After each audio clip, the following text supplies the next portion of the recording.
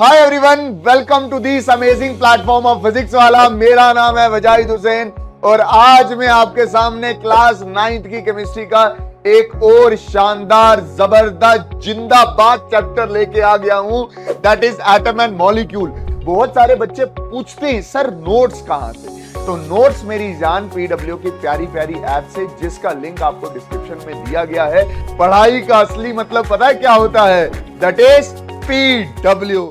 Hi everyone, welcome to this amazing platform of physics Wallah. मेरा नाम है वजाहिद हुसैन और आज मैं आपके सामने क्लास 9th की केमिस्ट्री का एक और शानदार जबरदस्त जिंदाबाद चैप्टर लेके आ गया हूं, that is atom and molecule. बहुत सारे बच्चे क्लास 9th के मुझे मैसेज कर रहे थे, सर आपने 10th 11th 12th को पढ़ाना शुरू कर दिया, हमें तो आप भूल गए हो। तो मेरे प्यारे रुखसाना, फरजाना, नजीर, बशीर, गुड्डू, सरदीप सिंह, रोगन, करण, आपको वजाहिद मास्टर नहीं भूल सकता। जैसे ही मुझे बहुत सारे मैसेज आना शुरू किए, मैंने ताहिर सर को कॉल किया, मैंने बोला भाई साहब खड़े हो जाओ, डिमांड बढ़ गई है क्लास 9th की कि भाई साहब अब हमें भूल गए। तो हमने ये डिसाइड किया कि आपके लिए ये सीरीज दोबारा कंटिन्यू की जाए विद न्यू एनर्जी। तो चलिए शुरू करते हैं अपना प्यारा चैप्टर एटम एंड मॉलिक्यूल्स।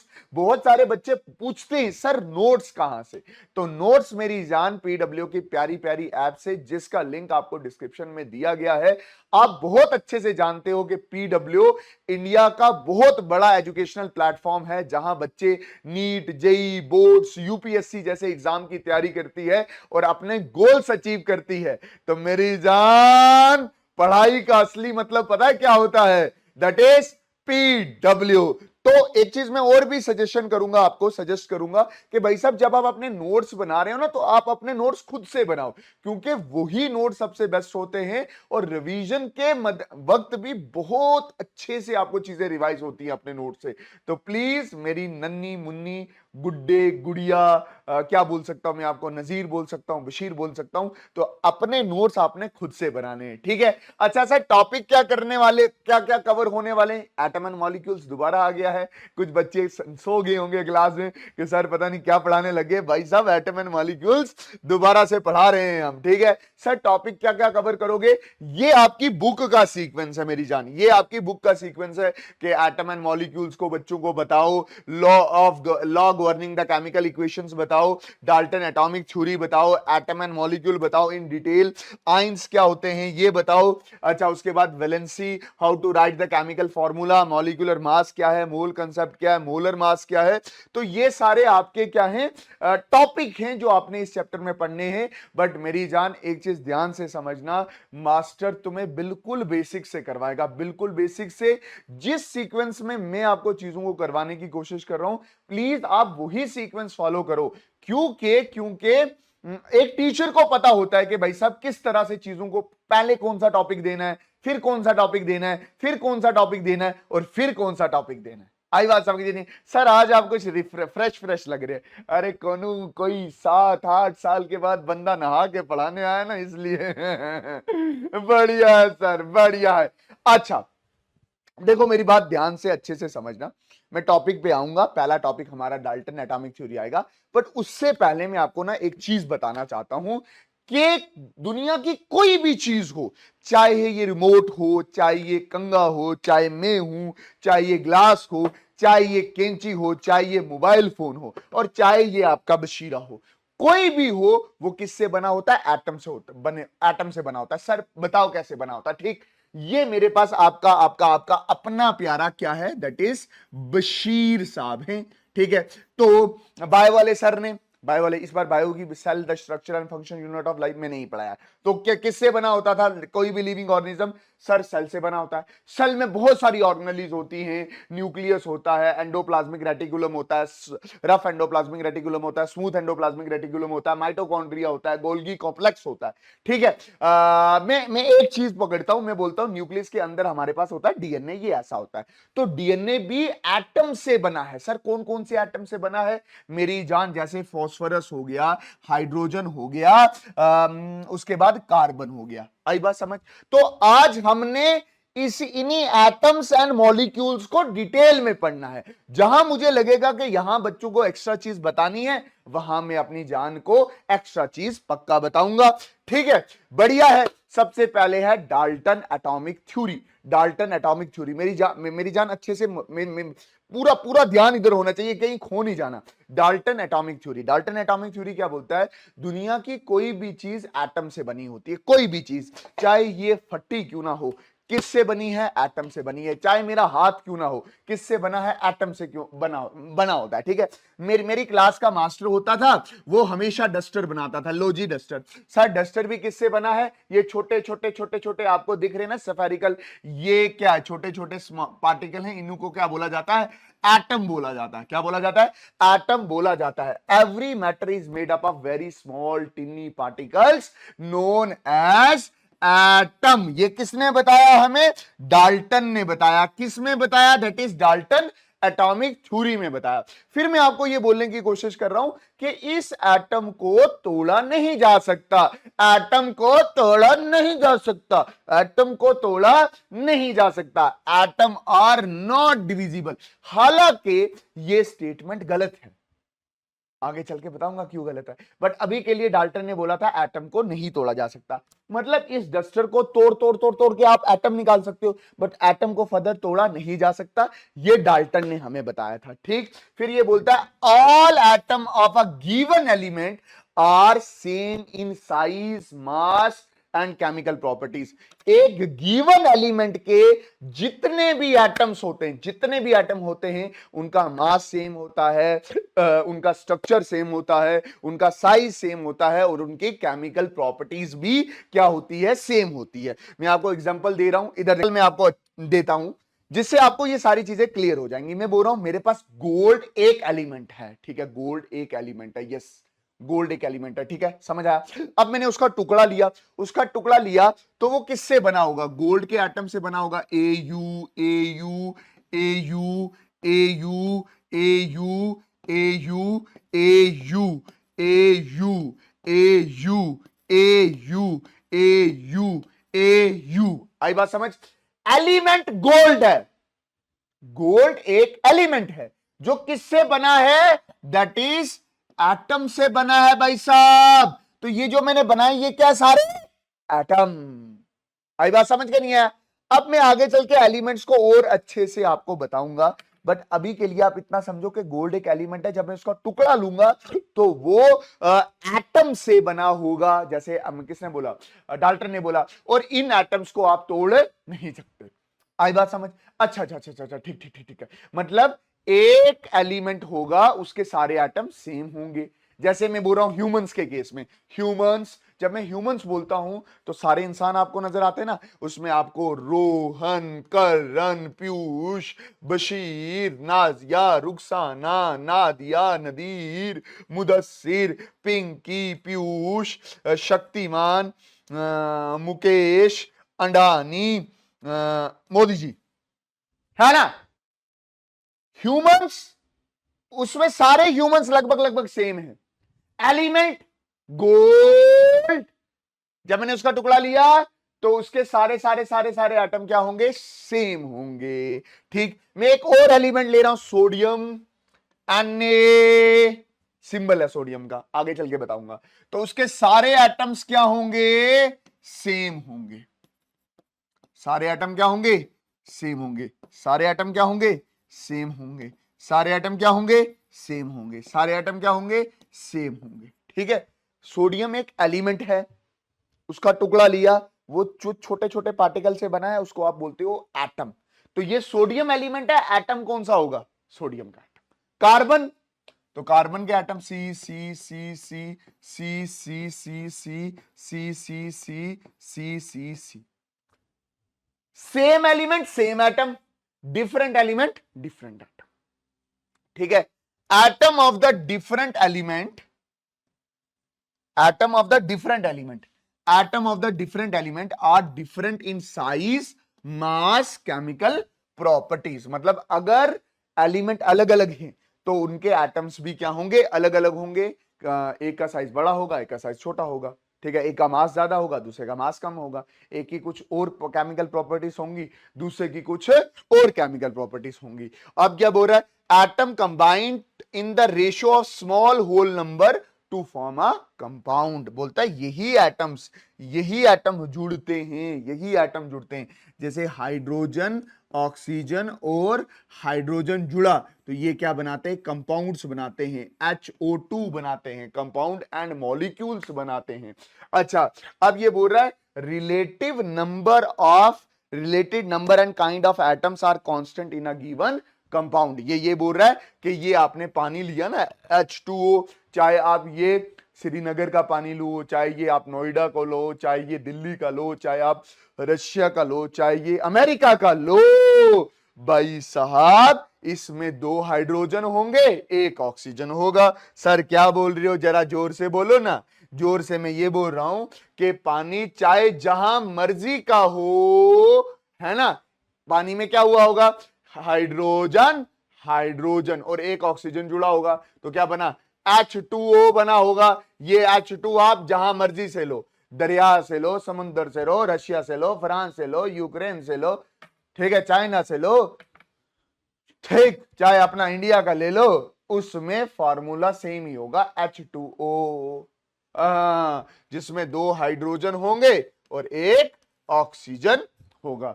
अगर कोई पूछे डाल्टन एटॉमिक थ्योरी का सबसे बड़ा ड्रॉबैक क्या था, सबसे बड़ा ड्रॉबैक यही था कि भाई साहब आप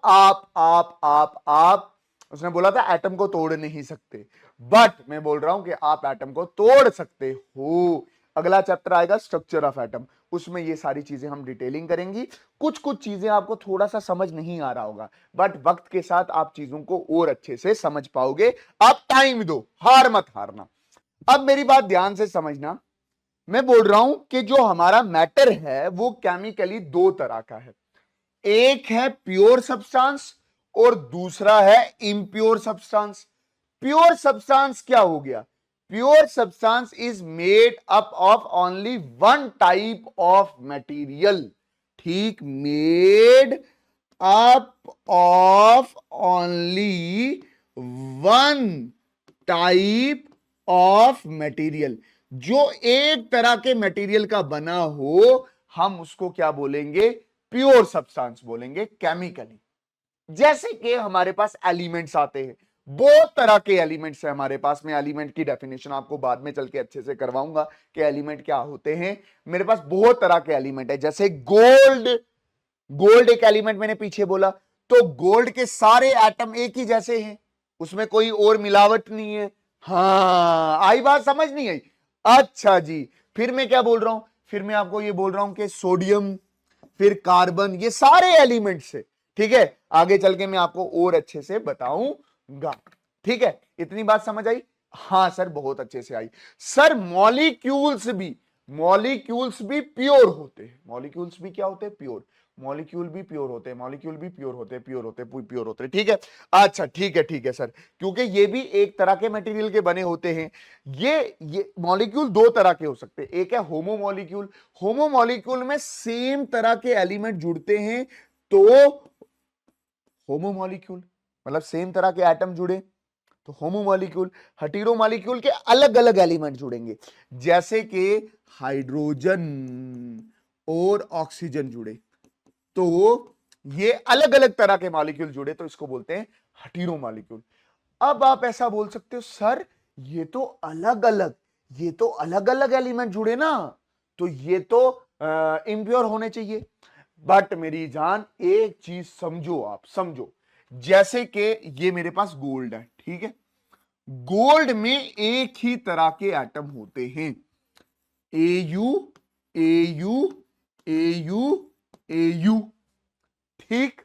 मेरे पास ये ऑक्सीजन गैस है ना, ऑक्सीजन गैस में हर एक मॉलिक्यूल O2 होगा, O2 होगा, O2 होगा, O2 होगा। आई बात समझ?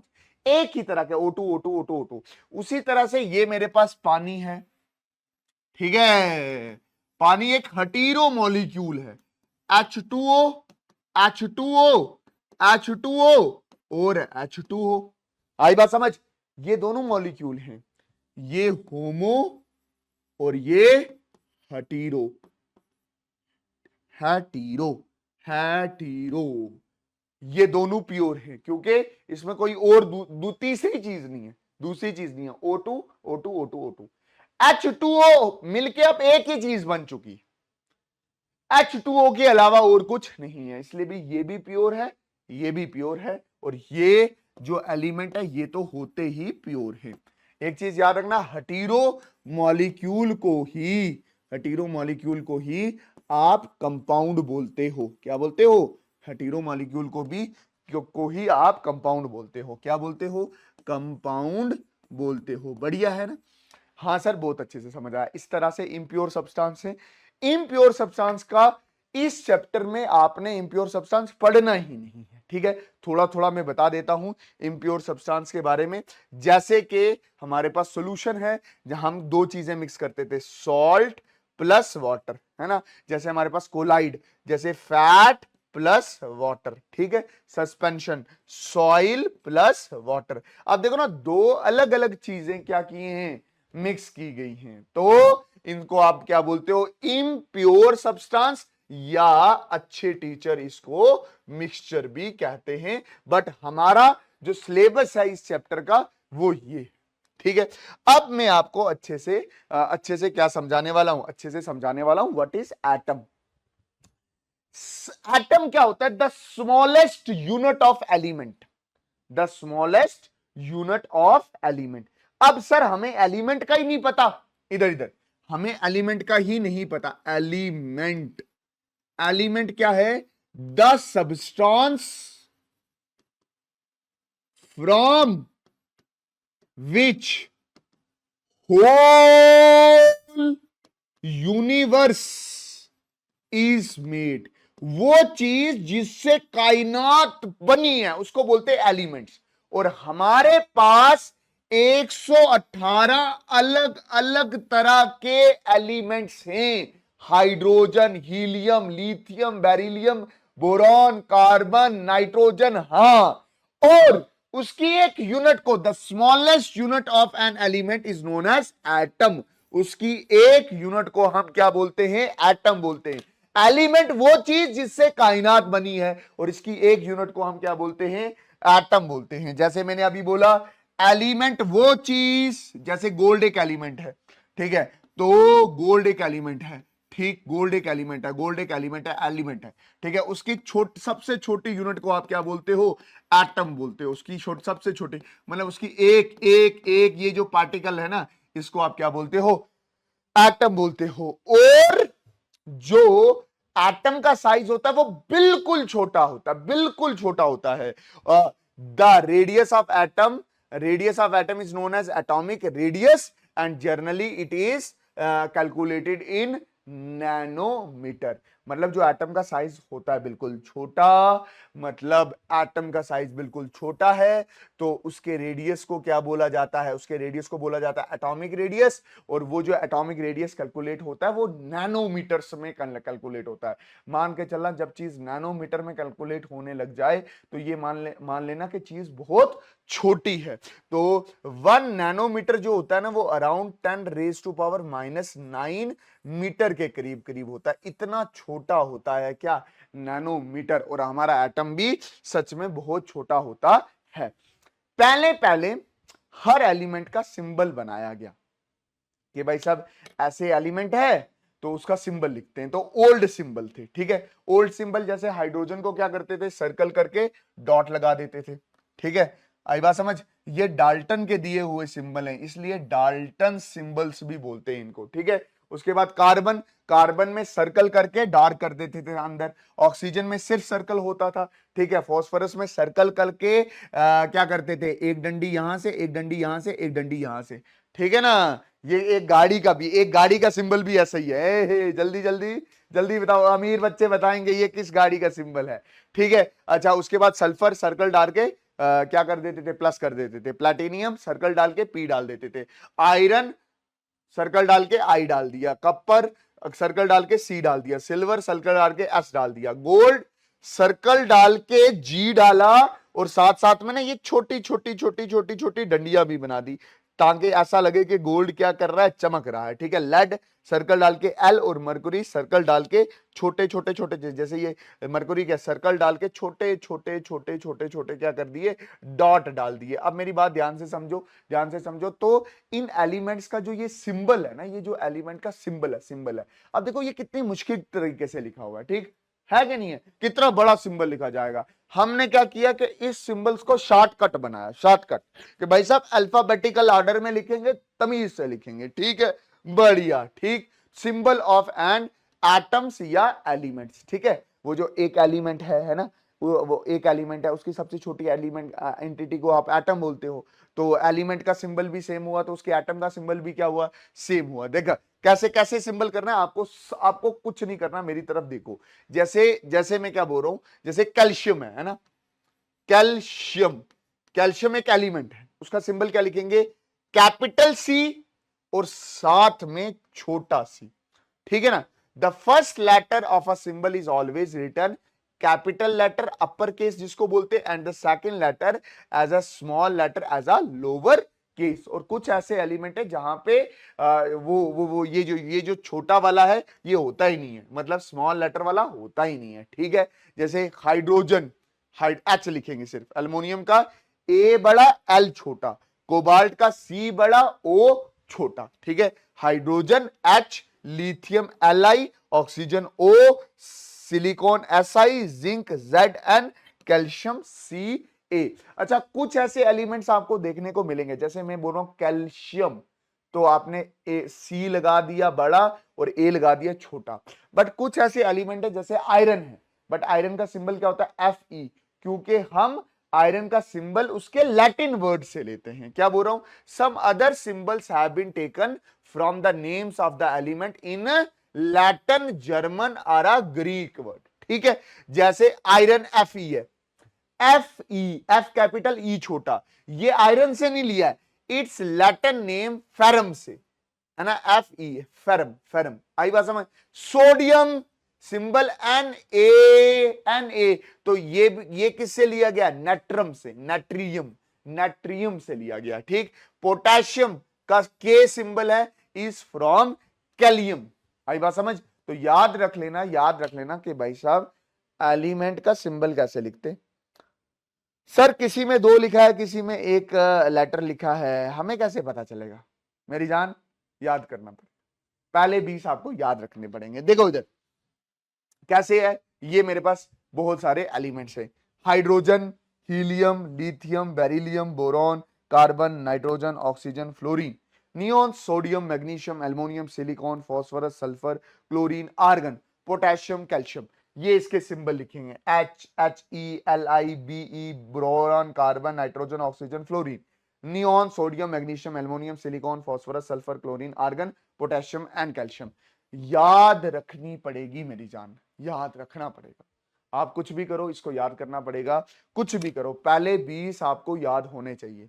और जिस बच्चे को याद है वो कमेंट सेक्शन में बताए सर मुझे याद है। अगर आपको कोई भी डाउट आ रहा है ना कहीं पे भी, आप बेझिझक कमेंट सेक्शन में पूछो, मैं खुद कमेंट सेक्शन रीड करता हूं, मैं बार बार आपको बोल रहा हूं। और जो चीज जैसे आपको पढ़ा दी है, पढ़ाई जा रही है, वो बेस्ट तरीका है पढ़ाने, ऐसे ही पढ़ाना चाहिए, ठीक। अच्छा, फिर आपको ना एक सीक्वेंस नजर आ रहा होगा रेड पेन से, 1 2 3 4 5 6 7 8 9 10 11 12 13 14 15 16 17 18 19 20। ये जो सीक्वेंस है इसको सीरियल नंबर या आप बोलो कि एटॉमिक नंबर बोलते हैं। अब एटॉमिक नंबर क्या है थोड़ा थोड़ा इस चैप्टर में बताऊंगा, जो बचा हुआ है वो नेक्स्ट चैप्टर में बताऊंगा, ठीक।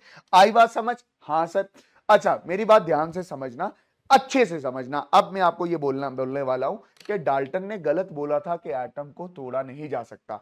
एटम को तोड़ा जा सकता है, और उसको तोड़ने के बाद तीन चीजें निकलती हैं। कितनी चीजें निकलती हैं, तीन चीजें निकलती हैं, ठीक है। एटम को तोड़ने के बाद कितनी चीजें निकलती हैं, तीन चीजें, प्रोटॉन, न्यूट्रॉन एंड इलेक्ट्रॉन। याद रखना, प्रोटॉन एंड न्यूट्रॉन, प्रोटॉन और न्यूट्रॉन न्यूक्लियस में होते हैं, इधर प्रोटॉन और न्यूट्रॉन इधर न्यूक्लियस में होते हैं, न्यूक्लियस, इसको क्या बोला जाता है, न्यूक्लियस। और जो इलेक्ट्रॉन्स होते हैं वो चक्कर खा रहे होते हैं, ठीक है। ये ऐसे चक्कर खा रहे होंगे शेल नंबर 1 में, या शेल नंबर 2 में, या शेल नंबर 3 में, या शेल नंबर 4 में, ठीक है। के शेल नंबर 1 का नाम क्या है? के, एल, एम और एन। इसको डिटेलिंग करेंगे स्ट्रक्चर ऑफ एटम में जाके, पूरा चैप्टर है इस पे। अभी के लिए याद रखो, एटम को तोड़ा जा सकता है, उसके अंदर जाके प्रोटॉन, न्यूट्रॉन और इलेक्ट्रॉन निकलते हैं, मतलब एटम को तोड़ के भी 3 चीजें निकाली जा सकती हैं। याद रखना, जो मास ऑफ प्रोटॉन होता है वो मास ऑफ न्यूट्रॉन के बराबर होता है। मास ऑफ प्रोटॉन और न्यूट्रॉन का वजन बराबर होता है, और लगभग लगभग 1.6 इंटू 10 रेज टू पावर -24 ग्राम होता है। इसी को आप एटॉमिक मास यूनिट बोलते हो या यूनिफाइड मास बोलते हो। क्या बोलते हो? एटॉमिक मास यूनिट बोलते हो, या इसी को आप क्या बोलते हो? यूनिफाइड यूनिफाइड मास बोलते हो, ठीक है। यूनिफाइड मास का सिंबल यू होता है, ठीक। अच्छा, मेरी बात ध्यान से समझना, ये मास ऑफ प्रोटॉन और न्यूट्रॉन आ गया। कोई पूछे मास ऑफ इलेक्ट्रॉन कितना होता है, तो वो बहुत छोटा होता है, बहुत छोटा होता है, सॉरी फॉवल कर दिया मैं। मास ऑफ इलेक्ट्रॉन बहुत बहुत बहुत बहुत छोटा होता है। कितना होता है? That is 9.1 into 10 raise to power 9.1 into 10 raise to power -31 kg।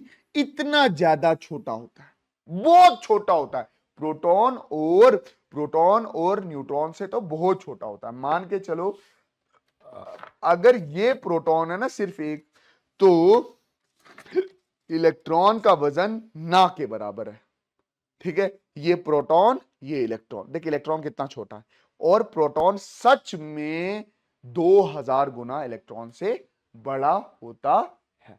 ये चीज आप ध्यान में रखना। और ये इलेक्ट्रॉन्स जो होते हैं छोटे होने के कारण, इसलिए ये इधर ऑर्बिट्स में चक्कर खाते, इधर ऑर्बिट्स में चक्कर खाते, इधर ऑर्बिट्स में चक्कर खाते, इधर ऑर्बिट्स में क्या करते? चक्कर खाते, या शेल्स में क्या करते? चक्कर खाते, ठीक है। पहले शेल में कितने इलेक्ट्रॉन चक्कर खा सकते हैं? मैक्सिमम 2, दूसरी में 8, ठीक है, तीसरी में 8। आई बात समझ? मैक्सिमम बोल रहा हूं, 2, 8, 8 और फिर 2। आई बात समझ? ये आप थोड़ा सा दिमाग में रख लो कि वजाई सर ने एक नंबर बताया था, क्या? 2, 8, 8, 8, ठीक है। पहली शेल में के में 2 इलेक्ट्रॉन चक्कर खाते, एल में 2, एम में 8 और एन में 2। ये याद कर लो। आई बात समझ? इसको आपको थोड़ा सा क्या करना है? याद रखना है। ये वजाई सर की गर्लफ्रेंड का नंबर है। सर इतने ही नंबर हैं? हाँ, आई बात समझ? पहली शेल में 2 इलेक्ट्रॉन, दूसरी में 8, 8 और फिर 2। अब ये नंबर आपको याद हो जाना चाहिए। ये बहुत इंपॉर्टेंट नंबर है, आगे चल के ना बड़ा काम में आएगा, ठीक है। आई बात समझ? ओके, बढ़िया सर। अच्छा, अभी मैं आपको ये बोलना चाहता हूं कि भाई साहब, एटम के अंदर 3 चीजें निकलती हैं, प्रोटॉन, न्यूट्रॉन, इलेक्ट्रॉन। इनका मास देखो, मास ऑफ प्रोटॉन कितना होता है? 1.6 into 10 raise to power into 10, 1.6 into 10 raise to power 10 raise to power -24 gram. इसका मास और इसका मास क्या होता है? दोनों बराबर होते हैं, अभी मैंने आपको बताया। और इलेक्ट्रॉन का मास बहुत कम होता है, 9.1 into 10 raise to power -31 kg होता है। फिर मैं बोलता हूं इनमें चार्ज कितना होगा? इस पे पॉजिटिव चार्ज होता है, कितना होता है? 1.6 into 10 raise to power -90 coulomb, ये पॉजिटिव। इस पे 0 चार्ज है, इस पे -1.6 into 10 raise to power -90 coulomb. Electron पे नेगेटिव चार्ज होता है, प्रोटॉन पे पॉजिटिव चार्ज होता है, दोनों इक्वल एंड अपोजिट होते हैं। अच्छा, शॉर्टकट करने के लिए, यार ये बहुत बड़ा नंबर है, इसको आसानी से लिखने के लिए हम ऐसे लिखते हैं, दैट इज रिलेटिव चार्ज। क्या बोलते हैं? Relative charge. तो मैं बोलता हूं चार्ज के ऊपर +1 रिलेटिव चार्ज होता है, इसके ऊपर 0, तो इसके ऊपर क्या? -1। देखो, इक्वल है अपोजिट है, इक्वल है अपोजिट है, इक्वल है अपोजिट है, इक्वल है अपोजिट है। इस चीज को आपने थोड़ा सा अच्छे से करना है, इस चीज को आपने अच्छे से करना है। बाकी तो आप सब बादशाह हो भाई साहब, जान हो मेरी, इतनी अच्छे बच्चे हो आप यार, क्या बात करते हो। जान दे सकते हैं हम तुम्हारे लिए, भगुनिया, क्या दे सकते हैं, कोनो जान दे सकते हैं तुम्हारे लिए। क्या दे सकते हैं, जान। सर पढ़ा दीजिए, जान तो छोड़िए, हमें तुम्हारी जान वगैरह नहीं चाहिए। सर पढ़ा दीजिए, सर पढ़ा दीजिए सर, वो ज्यादा इंपॉर्टेंट है। सर पढ़ा दीजिए सर, अरे सर, अरे सर पढ़ा दीजिए, वो ज्यादा इंपॉर्टेंट है। अरे सर पढ़ा दीजिए, वो ज्यादा इंपॉर्टेंट है। हाय हाय हाय, क्या टेबल बना दिया मास्टर ने, बढ़िया सर, बहुत बढ़िया, बहुत बढ़िया। हाँ क्या नहीं है, हाँ हाँ क्या नहीं है, मास्टर अच्छा पढ़ा लेता ना, हाँ कमेंट सेक्शन में तो बताया नहीं है। मजाक कर रहे, मजाक कर रहे, मजाक कर रहे, मजाक। ठीक है, बढ़िया। तो ये मास और ये चार्ज। सर ये चार्ज का कैसे पता चला, मास का कैसे पता चला, बड़ी क्लास में पढ़ेगा ना, अभी तो थोड़ा थोड़ा बता रहे हैं हम, छोटे दिमाग है तुम्हारा। अच्छा सुनो, एटॉमिक नंबर क्या हो गया, एटॉमिक नंबर हो गया कि भाई साहब कितने प्रोटॉन प्रेजेंट हैं एक एटम में, और इसका सिंबल होता है Z। ठीक है, जैसे मैं बोल रहा हूं कार्बन, कार्बन का एटॉमिक नंबर आपने क्या बोला था, 6। मतलब इसके न्यूक्लियस में, ये इसका न्यूक्लियस आ गया, ये इसका क्या आ गया, न्यूक्लियस। तो इसके न्यूक्लियस में कितने नंबर ऑफ प्रोटॉन है, तो आप बोलोगे 6, क्योंकि एटॉमिक नंबर क्या है, 6। याद रखना, एटॉमिक नंबर ये बताता है, ये लिखा हुआ एटॉमिक नंबर पाऊ में 6, पाऊ में क्या लिखा हुआ है, 6, पाऊ में क्या लिखा हुआ है, 6 6 6 6। ये 6 क्या बताता है कि भाई साहब एटॉमिक नंबर क्या है, मतलब इसके न्यूक्लियस में कितने नंबर ऑफ प्रोटॉन है, इसके न्यूक्लियस में कितने नंबर ऑफ प्रोटॉन है। ठीक है, अच्छा याद रखना, usually number of proton, number of electron और नंबर ऑफ न्यूट्रॉन बराबर होते, यूजुअली बोल रहा हूं, यूजुअली। मैक्सिमम केसेस में नंबर ऑफ प्रोटॉन, इलेक्ट्रॉन और न्यूट्रॉन क्या होंगे, बराबर होंगे। मतलब ये कार्बन है, कार्बन के न्यूक्लियस में होंगे 6 न्यूट्रॉन, ठीक, कितने होंगे, 6 प्रोटॉन, और इलेक्ट्रॉन कितने होंगे, सर इलेक्ट्रॉन कितने होंगे, इलेक्ट्रॉन भी होंगे 6, इलेक्ट्रॉन कितने होंगे, 6। और इलेक्ट्रॉन क्या कर रहे होंगे, घूम रहे होंगे, पहली शेल दूसरी शेल। पहली शेल में कितने घूम सकते हैं, सर 2 ही, और दूसरी में 8 घूम सकते हैं, बट हमारे पास नंबर ऑफ इलेक्ट्रॉन कितने, 6 6 6, इलेक्ट्रॉन 6 हैं, तो पहली शेल में 2 और दूसरे में कितने होंगे, 4 होंगे। ऐसे ऐसे स्ट्रक्चर ऑफ एटम को बनाया जाता है। आई बात समझ, हाँ सर। उसी तरह से है हमारे पास मास नंबर। मास नंबर क्या है, mass number is a number जो नंबर ऑफ प्रोटॉन और नंबर ऑफ न्यूट्रॉन को सम करके आता है। ठीक है, नंबर ऑफ प्रोटॉन और नंबर ऑफ न्यूट्रॉन को आप जोड़ोगे तो आएगा मास नंबर।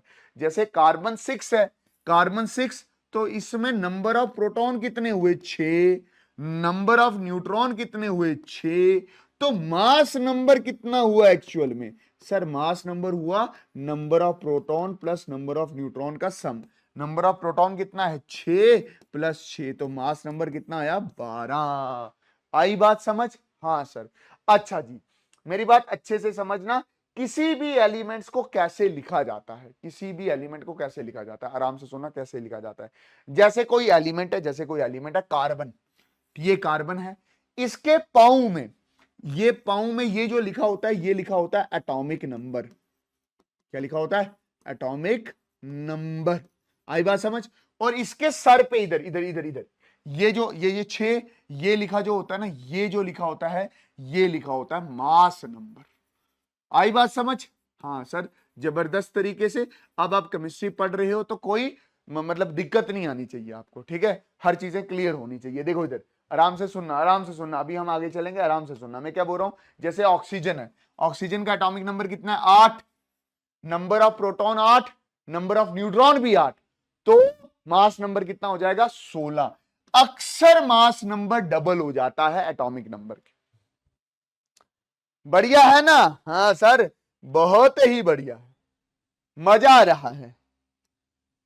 अब देख, अब है एटॉमिक मास। एटॉमिक मास होता है the mass of one atom of an element is known as atomic mass. The mass of one atom, एक एटम का मास कितना होगा, that is known as atomic mass, the mass of an atom of an element is known as atomic mass. मतलब ये मेरे पास carbon है, carbon का एटॉमिक नंबर है मेरे पास 6।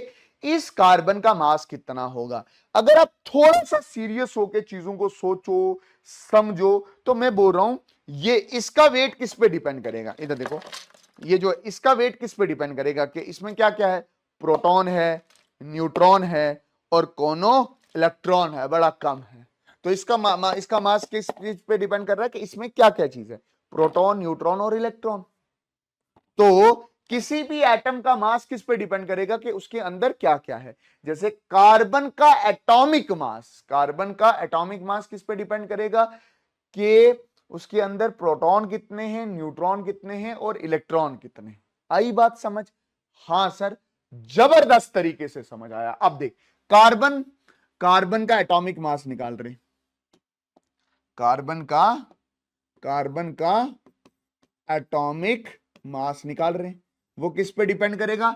नंबर ऑफ प्रोटॉन कितने हैं उसमें, नंबर ऑफ न्यूट्रॉन कितने हैं और प्लस नंबर ऑफ इलेक्ट्रॉन कितने हैं। अब इलेक्ट्रॉन बहुत छोटा है, उसके वजन का कुछ उसका वजन नेग्लेक्ट किया जाता है, लिया ही नहीं जाता, छोटा होता है। तो इलेक्ट्रॉन का वजन क्या हो जाता है? जीरो का हो जाता है, जीरो। बढ़िया है। तो नंबर ऑफ प्रोटॉन कितने हुए? Sir sir sir sir sir sir sir yes sir, कुछ समझ आ रहा है मुझे, आ रहा है सर, आ रहा है, आ रहा है, आ रहे सर, आ रहे आ रहे आ रहे आ रहे।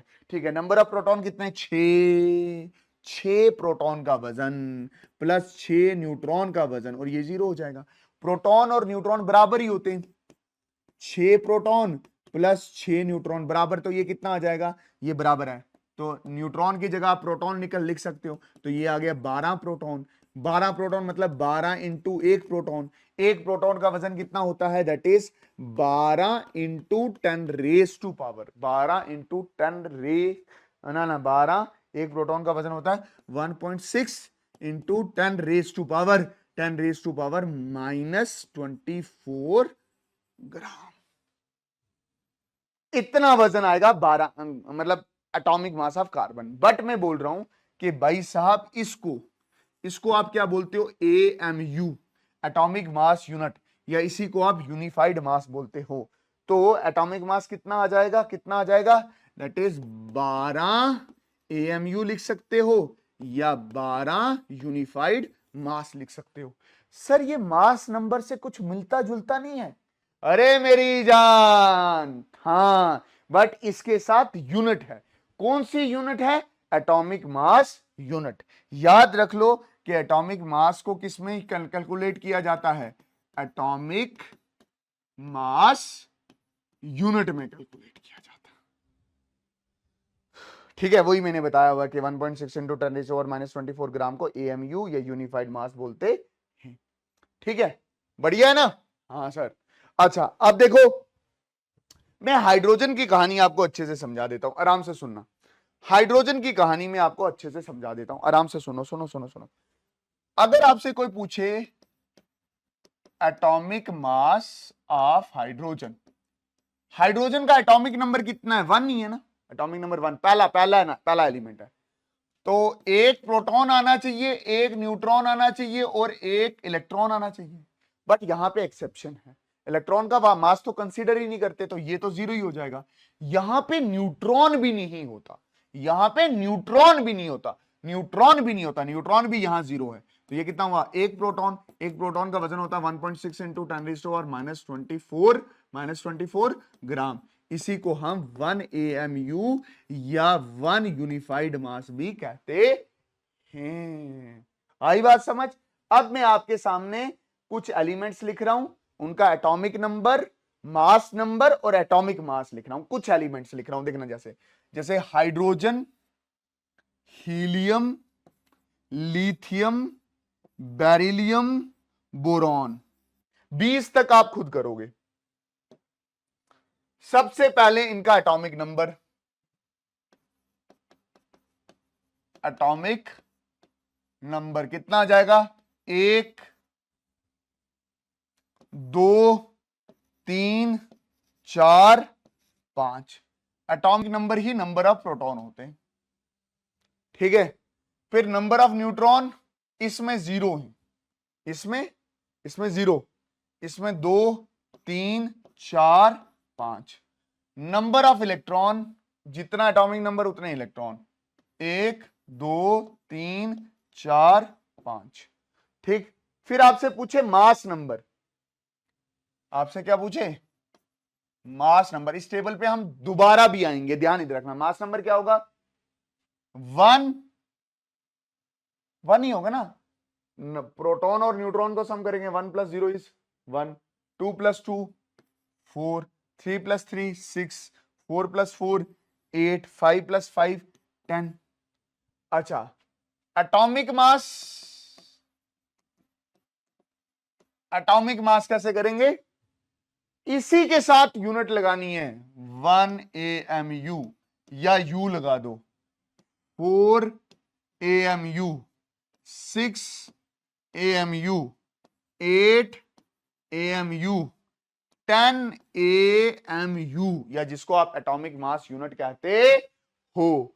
बढ़िया है सर, सर मजा ही आ गया सर। हाँ, आई बात समझ? हाँ सर, इस टेबल में मैं, इस टेबल पे मैं दोबारा आऊंगा, भूलना नहीं।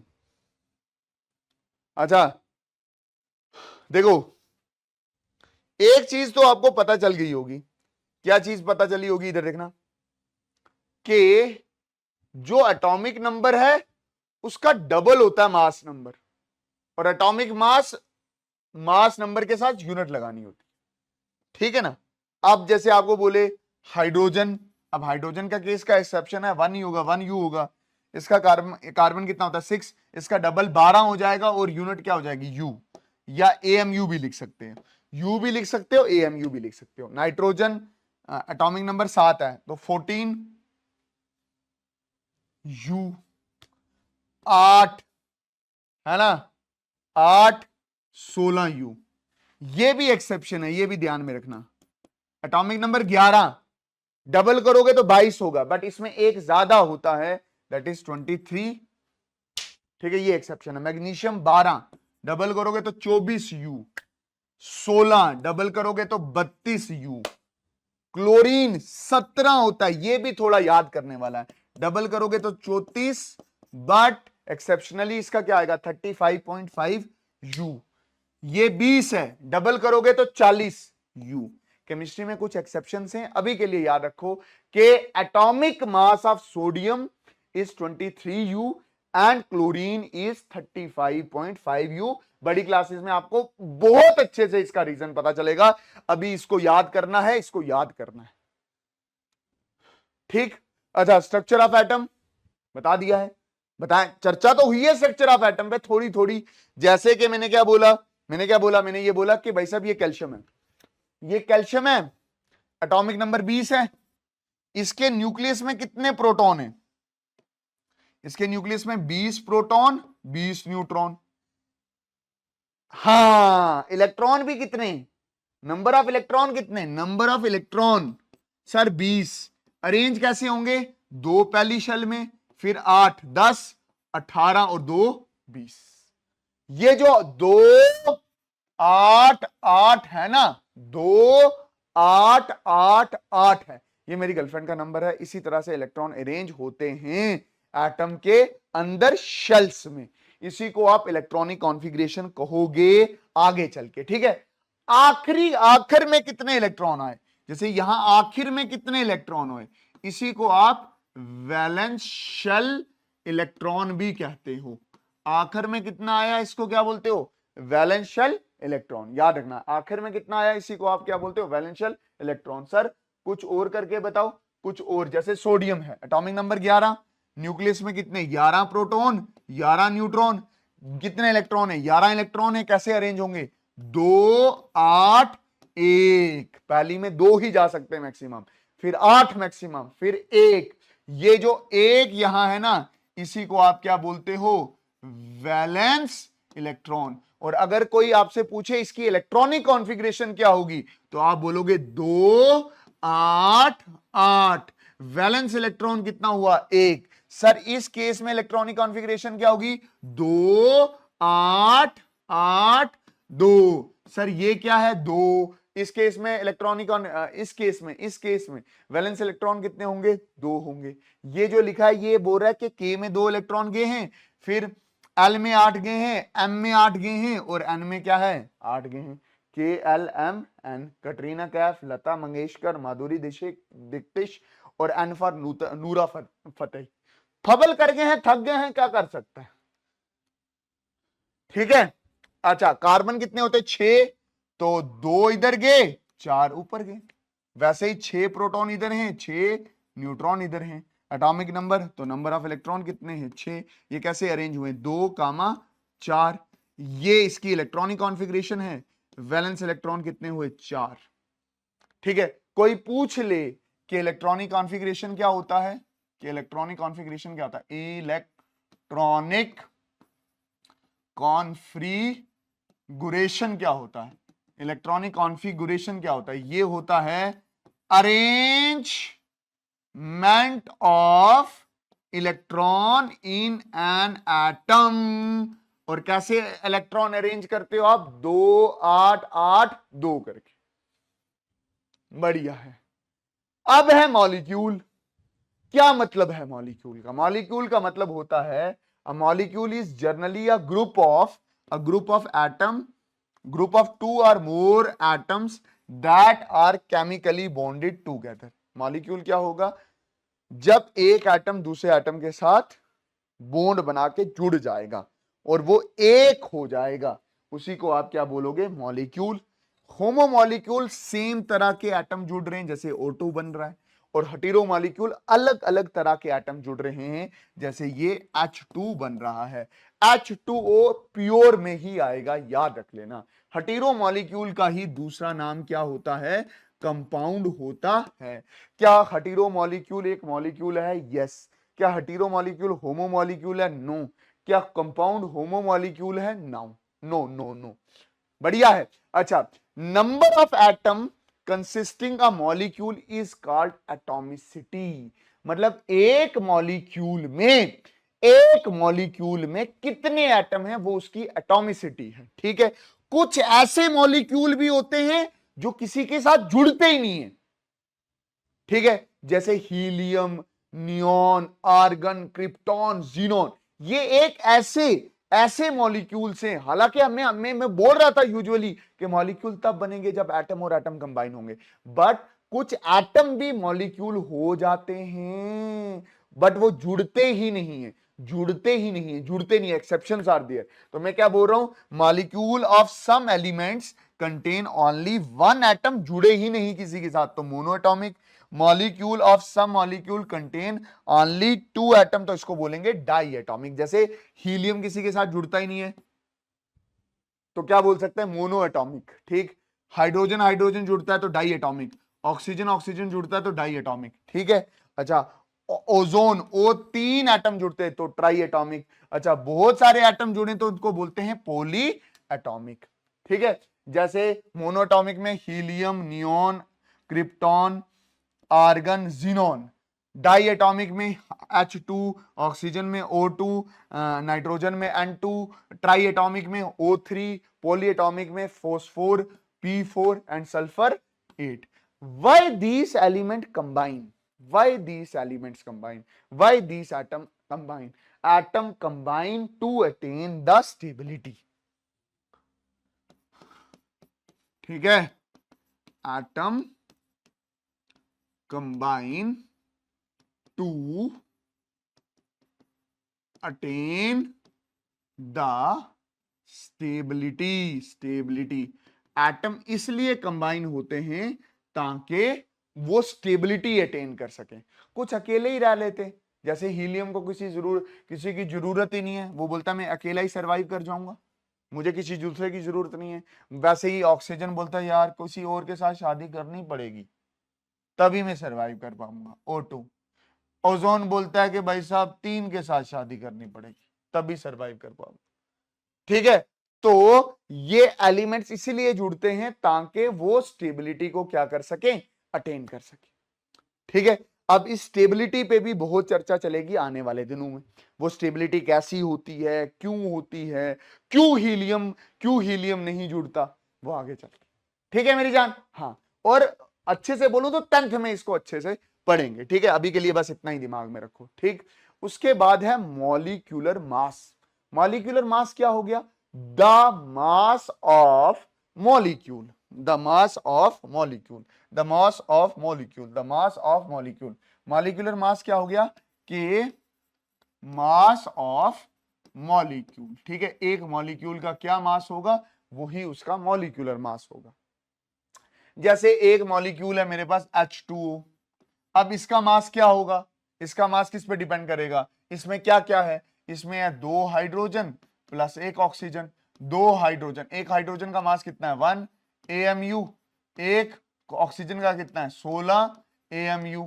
तो 1 into 2 into 1 that is 2 AMU plus 16 AMU, दोनों को जोड़ोगे तो कितना हो गया? 18 AMU। इसको आप 18U भी लिख सकते हो। तो मैं क्या बोल रहा हूं?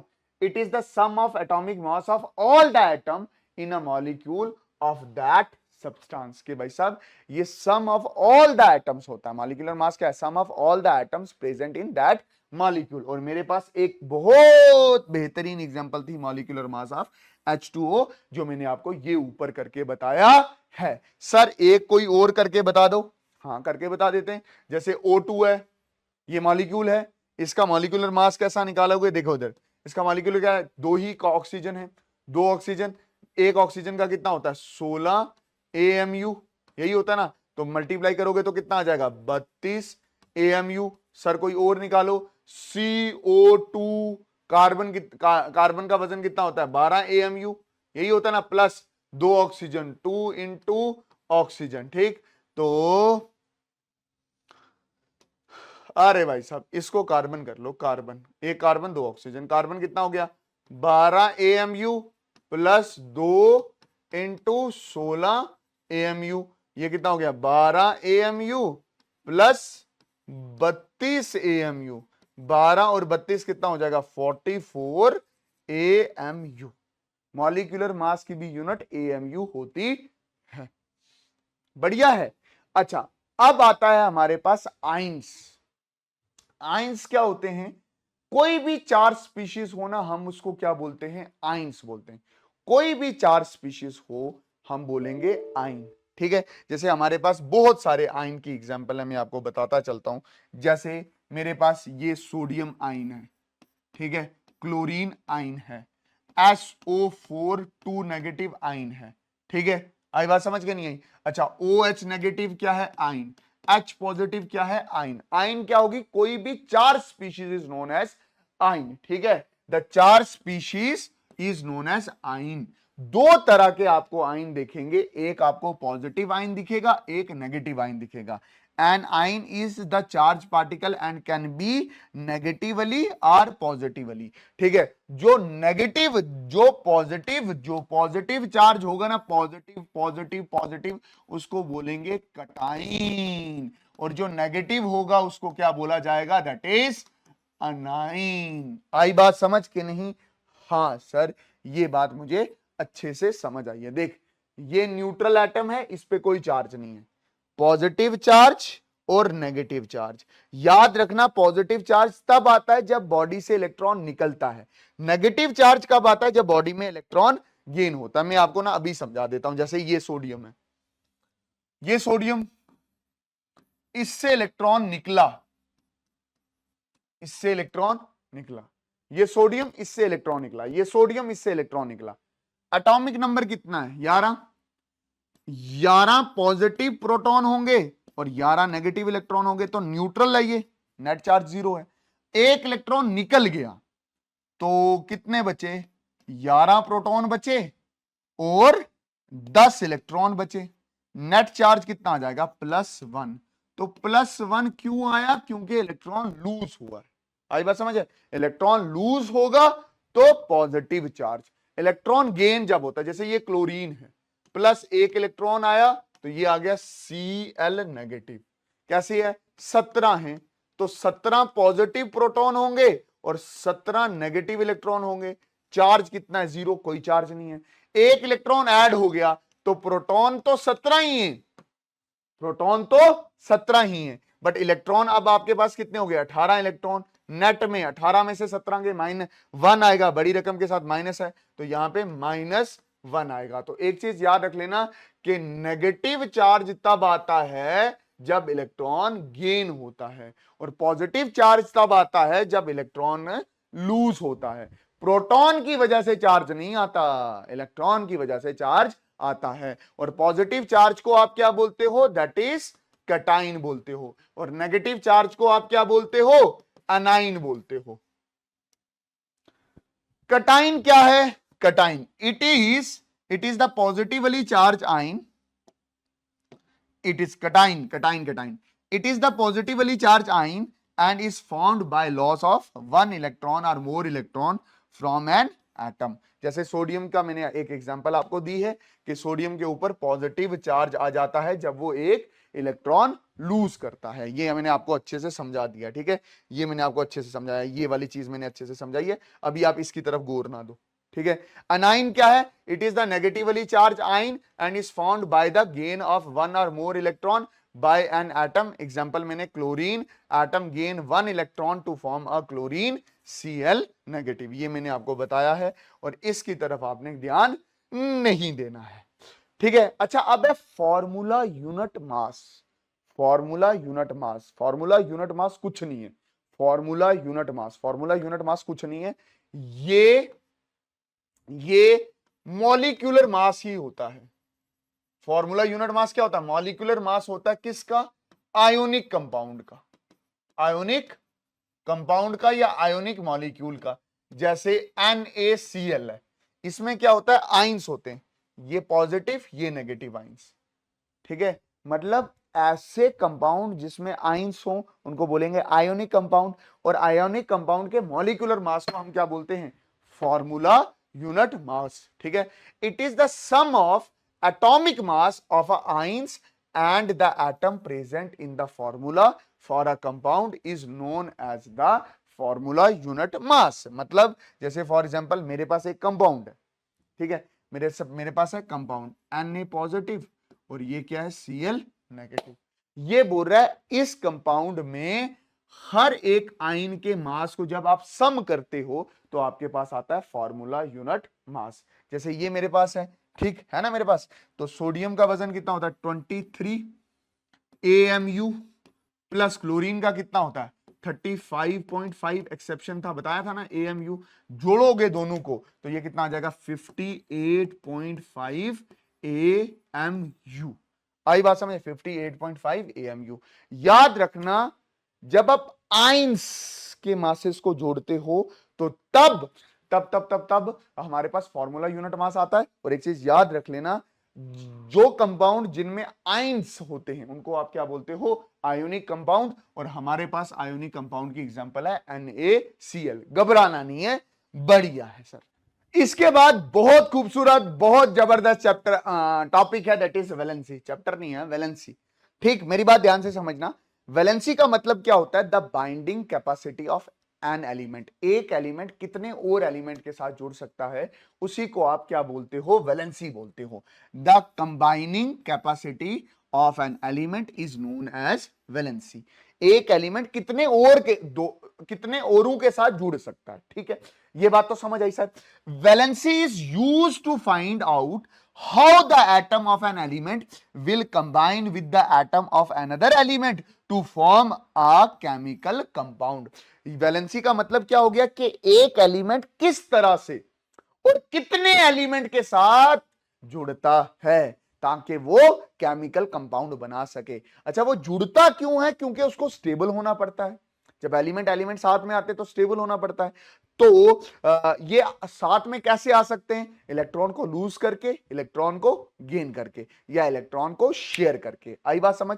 जैसे फॉर एग्जांपल देखो, सोडियम ने इलेक्ट्रॉन लूज किया था तो पॉजिटिव हो गया, क्लोरीन ने इलेक्ट्रॉन गेन किया तो नेगेटिव आ गया। अब ये पॉजिटिव और नेगेटिव क्या करेंगे, आपस में पास आने लग जाएंगे, ठीक है ना। तो इसकी वजह से ये क्या हो जाएंगे, स्टेबल हो जाएंगे। अब मैं क्या बोल रहा हूं कि भाई साहब, ये मैं बोल रहा हूं every atom wants to become stable. हर एटम स्टेबल बनना चाहता है। To do so it may lose the electron, gain the electron और शेयर द इलेक्ट्रॉन। और ये वाला पॉइंट ना मां कसम मैं तुझे क्लास 10th में अच्छे से समझाऊंगा। अभी तूने जहन में रखना है कि भाई साहब ये एटम जुड़ते इसलिए क्योंकि इनको स्टेबल होना पड़ता है, और जुड़ने के लिए इनको इलेक्ट्रॉन को लूज करना पड़ता है, गेन करना पड़ता है, या शेयर, शेयर मतलब बांटना पड़ता है। ठीक है, अच्छा जी, हमारे पास बहुत सारे एलिमेंट्स है ना। आ रहा, ठीक ठीक ठीक ठीक ठीक ठीक। सर कुछ एग्जांपल दे दो वैलेंसी की। पहले इधर देखना, मैं वैलेंसी की कुछ एग्जांपल देता हूं। जैसे मैं आपको ये बोल रहा हूं कि पानी है ना, पानी में देखो तो ये ऑक्सीजन है, तो ऑक्सीजन कितने के साथ जुड़ा हुआ है सर? 2 के साथ, तो वैलेंसी इसकी क्या होगी? 2। सर HCl है, यहां पे हाइड्रोजन क्लोरीन के साथ जुड़ा है, तो वैलेंसी ऑफ हाइड्रोजन कितना हुआ? 1। क्लोरीन कितना हुआ सर? 1। आई बात समझ? वैलेंसी मतलब कितनों के साथ जुड़ेगा। ऑक्सीजन की वैलेंसी 2 है। नाइट्रोजन NH3, नाइट्रोजन कितनों के साथ जुड़ा? 1 2 3। तो अगर मैं अच्छे से बोलूं तो नाइट्रोजन की वैलेंसी कितनी आ गई? 3। ये मतलब है वैलेंसी कितनों के साथ जुड़ा? 2 के साथ 2 वैलेंसी। कितनों के साथ चढ़ा? 1 1 वैलेंसी। नाइट्रोजन कितनों के साथ जुड़ा? 3 के साथ जुड़ा, तो वैलेंसी कितनी आ गई? 3। सर क्या हम इसको निकाल सकते हैं? हाँ निकाल सकते हैं, बिल्कुल निकाल सकते हैं। हाँ निकाल सकते हैं, बिल्कुल निकाल सकते हैं। 2 तरीके से निकाल सकते हैं। देखो इधर, valency is equal to valence electron, या valency is equal to 8 minus valence electron. Valency कैसे निकालते हैं? वैलेंसी का मतलब होता है वैलेंस इलेक्ट्रॉन। एक फॉर्मूला ये है, फॉर्मूला नंबर 1। एक formula number 2, valency is equal to 8 minus valence electron. Valency is equal to valence electron कब लेंगे? Valency is equal to valence electron कब लेंगे? जब वैलेंस इलेक्ट्रॉन 4 या 4 से कम है। 4 या 4 से कम है, ठीक। Valency is equal to 8 minus valence electron कब लेंगे? जब वैलेंस इलेक्ट्रॉन 4 से ज्यादा। आई बात समझ? Valency is equal to valence electron कब लेंगे? जब वैलेंस इलेक्ट्रॉन 4 से कम है या 4 के बराबर है। Valency is equal to 8 minus valence electron कब लेंगे? जब वैलेंस इलेक्ट्रॉन 4 से क्या है? ज्यादा है। मेरे पास कुछ एलिमेंट्स है जैसे हाइड्रोजन 1, हीलियम 2। अब मेरी बात ध्यान से समझना, ध्यान से समझना। ये जो हाइड्रोजन है ना, इसका एटॉमिक नंबर 1 है। नंबर ऑफ इलेक्ट्रॉन कितने हुए? 1। तो ये कैसे अरेंज होगा सर? पहली शेल में होगा 1 इलेक्ट्रॉन, ये। तो वैलेंस इलेक्ट्रॉन कितना हुआ? 1। तो इसकी वैलेंसी कितनी होगी? 1। इसमें कितने इलेक्ट्रॉन? 2। Atomic number 2, electron 2। तो पहली शेल में कितने इलेक्ट्रॉन घूमते हुए? 2। बता चुका हूं ना मैं। तो ये 2, तो इसकी वैलेंसी भी कितनी हुई? That is 2। आएगा, आस्ता आस्ता सब कुछ समझ आएगा, टेंशन ना ले। लिथियम 2 इलेक्ट्रॉन है, लिथियम 2 इलेक्ट्रॉन है, तो कैसे आएगा? 2 कामा 1, 2 कामा 1। पहली शेल में 2 इलेक्ट्रॉन जाएंगे, दूसरी शेल में 1 इलेक्ट्रॉन जाएगा, तो वैलेंसी कितनी हो जाएगी? 1। वैलेंस इलेक्ट्रॉन कितना? 1। 2 कामा 4, वैलेंसी कितनी हो जाएगी? 2। 2 कामा 3, वैलेंसी कितनी हो जाएगी? 3। वैलेंस इलेक्ट्रॉन 3 है। 6 है, 2 कामा 4, तो वैलेंसी कितनी हो जाएगी? 4। 2 कामा 5, अब वैलेंस इलेक्ट्रॉन बढ़ गए, 8 से ऊपर हो गए हैं, 8 से ऊपर हो गए ना, 4 से ऊपर होंगे, तो वैलेंसी कैसे निकालेंगे? Valency is equal to 8 minus valence electron is equal to 8 minus 5 is equal to 3। इसमें कितना होगा? 2 कामा 6, वैलेंस इलेक्ट्रॉन 4 से ज्यादा, तो valency is equal to 8 minus valence electron, 8 minus 6 is equal to 2। तो देखो ऑक्सीजन की वैलेंसी 2 है, नाइट्रोजन की 3 है, कार्बन की 4 है, बोरॉन की 3 है, बेरिलियम की 2 है, लिथियम की 1 है, हाइड्रोजन की 1 है। अभी बताया ना? हाँ। अब फ्लोरीन 2 कामा 7, वैलेंसी कैसे निकालेंगे? 8 माइनस 7, वैलेंसी कितनी आई? 1।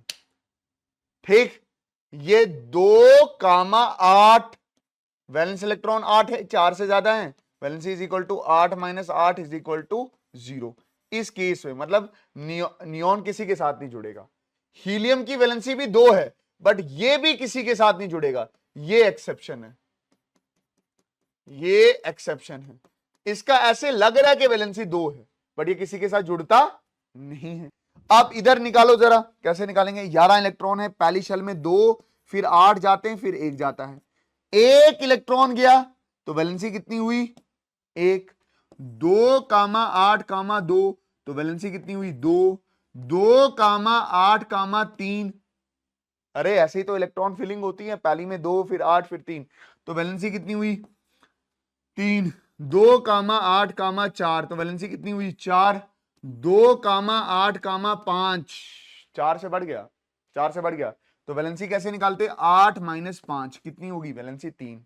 ठीक, 2,8,6 4 से बढ़ गया, valency is equal to 8 minus 6 is equal to 2। फिर क्या है? 2,8,7 वैलेंसी कितनी निकलेगी? 8 माइनस 7 इज इक्वल टू 1। 2,8,8 8 आ गया वैलेंस इलेक्ट्रॉन, तो 8 माइनस 8 इज इक्वल टू 0। अब देखो ये वाला जो पूरा ग्रुप है ना, इसकी वैलेंसी 0 है, ये किसी के साथ नहीं जुड़ता, हीलियम, नियॉन, आर्गन किसी के साथ जुड़ता नहीं, इसलिए हम इसको मोनो एटॉमिक मॉलिक्यूल्स बोलते थे। याद आया कि नहीं आया? हाँ। अच्छा, पोटेशियम है तो कैसे जाएगा? कैसा जाएगा? 2,8,8,1 2 10 18 19, तो इसकी वैलेंसी कितनी हो जाएगी? 1। 2,8,8,2 तो इसकी वैलेंसी कितनी चली जाएगी? 2। वैलेंस इलेक्ट्रॉन 1 1 2 2, वैलेंस इलेक्ट्रॉन 3 3 4 4, 4 से बड़ा 8 माइनस वैलेंस इलेक्ट्रॉन। याद रखो, मैक्सिमम वैलेंसी किसकी निकल सकती है? ये नजर मारना, 4 4, वैलेंसी 1 2 3 4, 3 2 1 0। इससे बाहर वैलेंसी का सवाल वो पूछ ही नहीं सकता। सबसे इंपॉर्टेंट, ऑक्सीजन की वैलेंसी 2 होती है, कार्बन की 4 होती है, हाइड्रोजन की 1 होती है, ये दिमाग में रख लेना।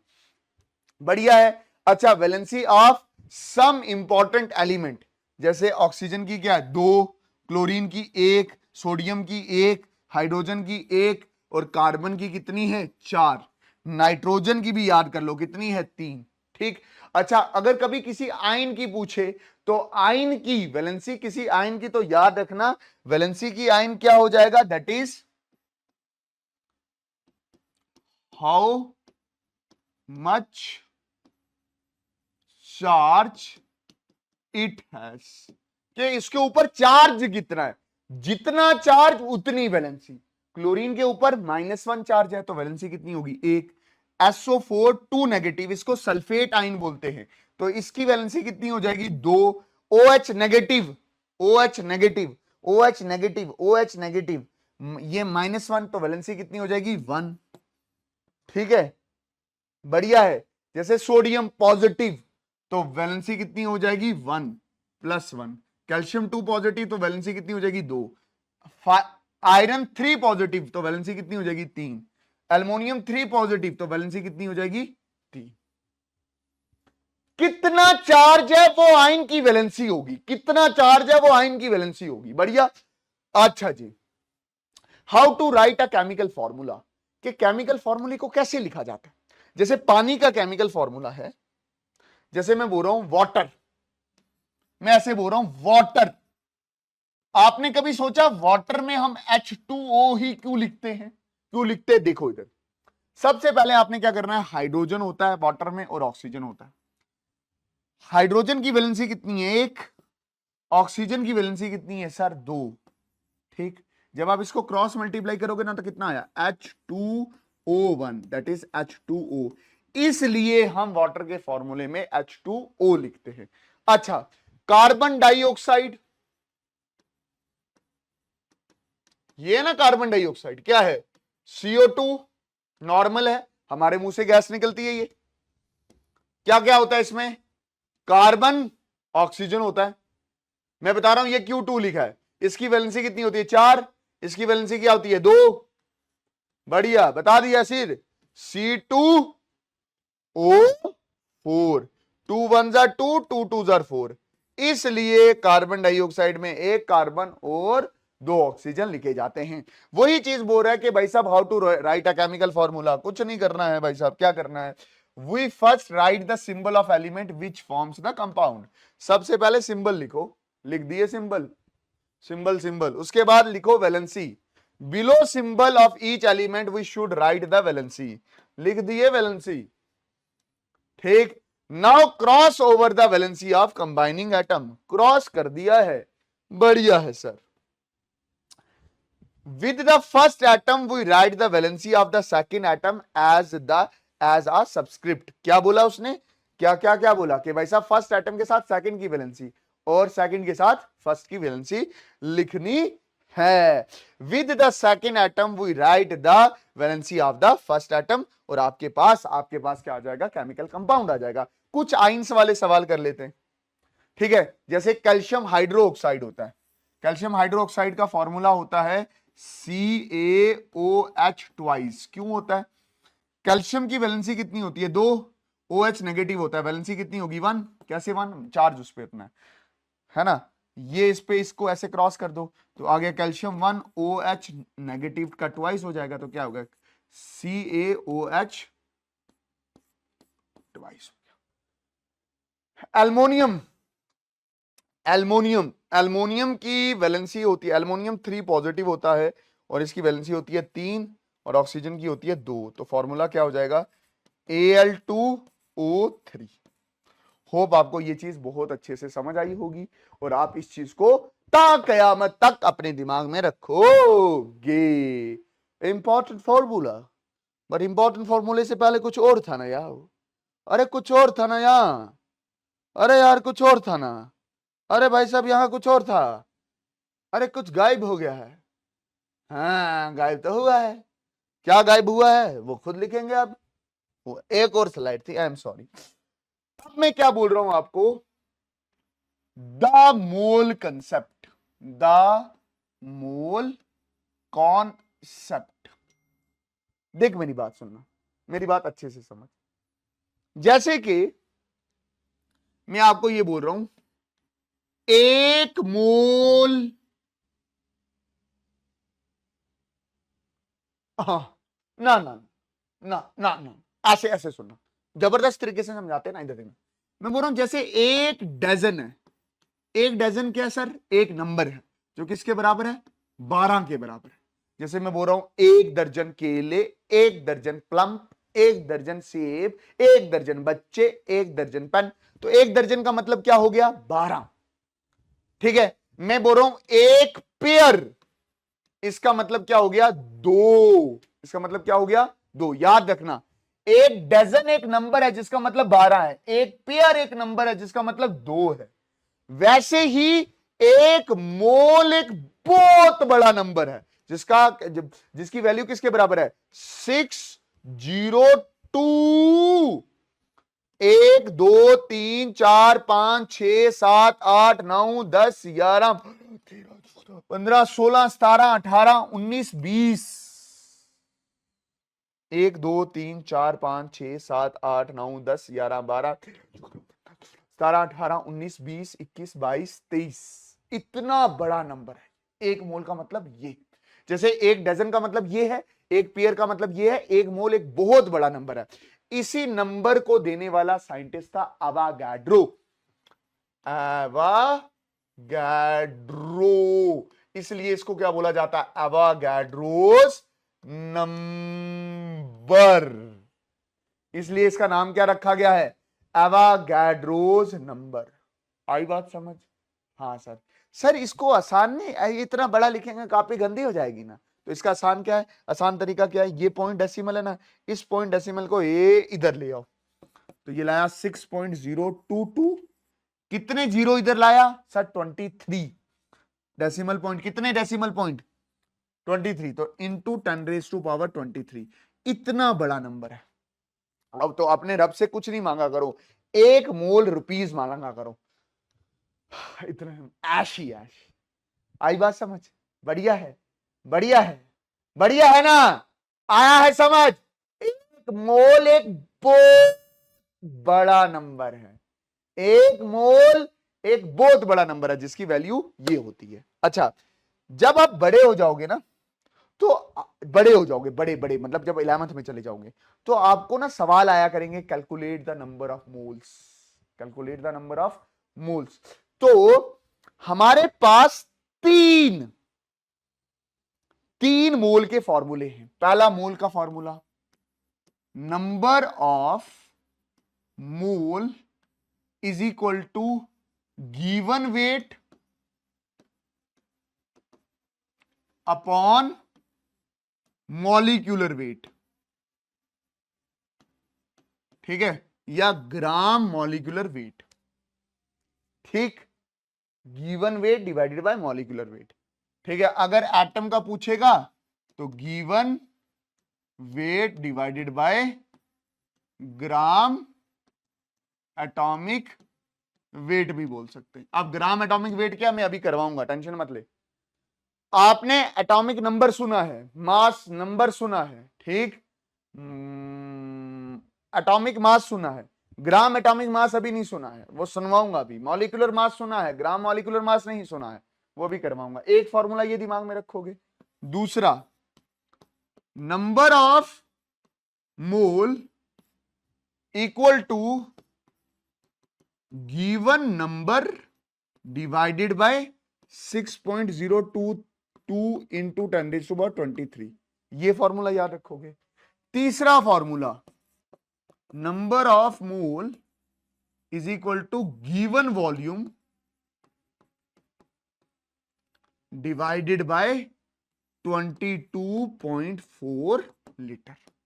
याद रखना, अगर वेट में दिया, अगर वेट दिया है तो ये फॉर्मूला लगेगा, अगर नंबर दिया है तो ये फॉर्मूला लगेगा, अगर वॉल्यूम दिए तो ये फॉर्मूला लगेगा। और इस तरह से हम नंबर ऑफ मोल्स कैलकुलेट कर सकते हैं। इसको अपने दिमाग में फिट कर लो ये 3 फॉर्मूले, और आगे चल के आपको और फील आएगा इसका, ठीक है। अच्छा, एक चीज मैं आपको करवाना चाहता हूं, जैसे मैं आपको सिंपली बोल रहा हूं, मैं बोल रहा हूं 1 डजन कितना होता है, बोलो बोलो, कमेंट सेक्शन में बोलो कितना, 12। आपसे 2 डजन बोल रहा है, तो 2 डजन मतलब 2 इंटू 1 डजन, मतलब 2 into 12 which is equal to 24, मतलब 1 दर्जन 12, 2 दर्जन 24। वैसे ही अगर कोई आपसे पूछे 1 मोल कितना, तो आप बोलोगे 6.022 इंटू 10⁻23 होता है। कुछ बच्चे इसको कैलकुलेशन आसान करने के लिए 6 इंटू 10⁻23 भी लिखते, कोई मसला नहीं, लिख सकते हो अप्रोक्सीमेटली, ठीक है। 1 मोल ये है, तो 2 मोल क्या होगा, इसका 2 गुना। 2 मोल क्या होगा, 2 इंटू 1 मोल, तो 2 into 6 into 10⁻23 which is equal to 12 into 10⁻23। 1 mole ये है, 2 मोल उसका 2 गुना होगा। 1 दर्जन ये है, 2 दर्जन इसका 2 गुना होगा।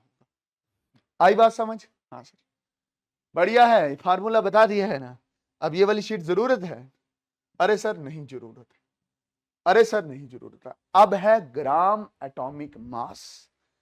क्या है? Gram atomic mass. क्या है? Gram atomic mass, the mass of 1 mole atom, the mass of 1 mole atom of an element is known as gram atomic mass. 1 mole atom का वजन किसी एलिमेंट का, उसी को आप ग्राम एटॉमिक मास कहते हो। सर किसी का निकाल के बताओ, बताते हैं, सुनो, सुनना। हाइड्रोजन का 1 एटम का वजन कितना है? 1 AMU, यही है। हाइड्रोजन के 1 एटम का वजन कितना है? 1 AMU। बढ़िया, मुझे 1 एटम का वजन हाइड्रोजन का पता है, कितना है? 1 AMU है। अब आराम से सुनना, मुझे किसका निकालना है? 1 मोल का। तो 1 मोल इधर मल्टीप्लाई करूंगा, 1 mole into 1 atom of hydrogen is equal to 1 mole into 1 AMU। बढ़िया है, बढ़िया है, बढ़िया है, बढ़िया है, बढ़िया है, बढ़िया। याद रखना, एक मोल एटम का वजन हाइड्रोजन का, एक मोल एटम का वजन, तो वही तो होता है gram atomic mass of hydrogen, वही होता है। इज इक्वल टू, एक मोल का मतलब क्या हो गया, 6 × 10⁻23। एक एएमयू कितना था, 1.6 इंटू 10⁻⁻24 ग्राम, यही होगा। 6 इंटू 1.6 को क्या लिख सकते हैं, 3/2 अप्रोक्सीमेटली, इंटू 10⁻23 इंटू 10⁻⁻24 ग्राम। आई बात समझ? हाँ सर, ये कैंसिल, ये आ गया 3, 3 3 ज़ा 9, basis are same, powers are added, 23 - 24 gram, 9 into 10⁻⁻1 gram, ये नीचे चला जाएगा, 9/10 is equal to 0.9 gram, which is equal to 1 gram. आई बात समझ? हाँ सर। इससे एक बात तो मेरी क्लियर होगी, एक बात मुझे क्लियर होगी कि भाई साहब, जो ग्राम एटॉमिक मास होता है ना, वो आप एएमयू की जगह क्या लगा देते हो, 1 ग्राम लगा देते हो। क्या लगा देते हो, 1 ग्राम निकाल देते हो। और एक चीज मुझे और क्लियर होगी कि जब कभी भी एक एएमयू को 1 मोल से मल्टीप्लाई करोगे ना, तो 1 ग्राम आंसर आएगा। अभी देखा मैंने, अभी देखा, 1 मोल 1 एएमयू से मल्टीप्लाई हुआ तो 1 ग्राम आया सर, 0.9 ग्राम आया। अरे भाई साहब, अप्रोक्सीमेटली 1 ग्राम हुआ ना। हाँ सर, कुछ और कर सकते हैं, कर सकते कर सकते हैं। देखो देखो देखो देखो देखो देखो, देखो इधर इधर, मैं बोलूं, मुझे ग्राम एटॉमिक मास ऑफ कार्बन निकालना है, तो मैं क्या बोल रहा हूं, एक एटम कार्बन का किसके बराबर था, 12 एएमयू के बराबर था। 1 mole into 1 atom of carbon, 1 मोल से इधर मल्टीप्लाई करोगे इंटू 12 एएमयू हो जाएगा। 12 को आगे ले आओ, 12 into 1 mole into 1 AMU, mole into AMU, मोल इंटू 1 एएमयू, ये कितना हो जाएगा, 12 ग्राम। एक मोल एटम ऑफ कार्बन का मतलब ही क्या होता है, ग्राम एटॉमिक मास, ग्राम एटॉमिक मास। ठीक, एक जगह मैंने बोला था ना, हम पीछे आएंगे, हम पीछे आएंगे, मैंने बोला था ना, एक जगह का मैं एक टेबल बना रहा हूं और मैं पीछे आऊंगा, मैंने बोला था ना, मैंने बोला था ना पीछे आएंगे यहां पे, और यहां पे मैंने आगे क्या लिखना है, एक और टर्म, ग्राम एटॉमिक मास। कुछ नहीं करो, 1 ग्राम लिखो, 4 ग्राम लिखो, 6 ग्राम लिखो, 8 ग्राम लिखो, 10 ग्राम लिखो। आया है समझ? आया है समझ? एक बार थम्स अप कर दो भाई साहब, वो करना बड़ा जरूरी है। नेक्स्ट लेवल समझा दिया है भाई साहब, अब भी ना करो तो आपकी अपनी चॉइस है। नेक्स्ट लेवल समझा दिया, लो भाई साहब, बढ़िया है ना।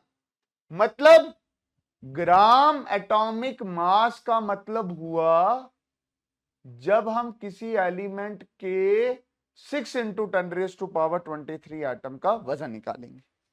इसके बाद हमारे पास क्या है, molar mass of a molecule या ग्राम मॉलिक्यूलर मास। ये भी क्या होगा, the mass of 1 mole molecule या 6.022 इंटू 10⁻23 मॉलिक्यूल्स। ठीक है, जैसे फॉर एग्जांपल मैं आपको एक चीज बोलूं, ये मेरे पास, ये मेरे पास, ये मेरे पास, ये मेरे पास, इधर इधर इधर इधर इधर गए, जो कुछ साफ करना पड़ेगा, ये साफ किया। मैं आपको ये बोल रहा हूं के ये मेरे पास, ये मेरे पास O2 है ना, 2 ऑक्सीजन है, तो इसका ग्राम मॉलिक्यूलर मास कैसे निकालेंगे? ग्राम मॉलिक्यूलर मास या molar mass of a molecule. तो ये कैसे होगा? 2 ऑक्सीजन का ग्राम एटॉमिक मास कितना था? 16 ग्राम। तो आंसर इसका कितना आ जाएगा? 32 ग्राम। ठीक है। और molar mass of a molecule या ग्राम मॉलिक्यूलर मास की यूनिट भी क्या होगी? ग्राम में होगी।